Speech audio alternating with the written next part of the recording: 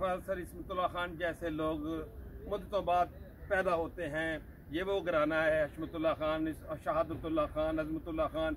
खान बरदरान ने हमेशा महकमा तालीम में अपनी ढाक बैठाई और ऐसे ऐसे यादगार काम किए महकमा तालीम में, मुकाबला जात में, तकारीर में, जो रहती दुनिया तक याद रखे जाएंगे। मैं समझता हूँ कि जब गवर्नमेंट कॉलेज फैसलाबाद में 100 साल जश्न मनाया गया तो जब इसमतुल्लाह खान साहब ने नकाबत की, निज़ामत के फ़राइज़ सर अंजाम दिए, जिसको आज भी लोग याद करते हैं।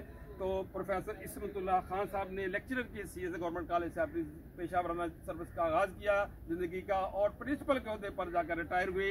इस अजीमल मर्तबा उस्ताद की खिदमत में हदिया तबरीक, हदिया तहसीन पेश करते हैं और इनके बुलंदी दर्जात के लिए दुआ गो अल्लाह तबारक तआला इनकी मरकत और अपना वारो तजलियात की बारिशों का सिलसिला हमेशा जारी और सारी फरमाए। खुदा रहमत को ना दी आशिकाने पाक तीन तुरा।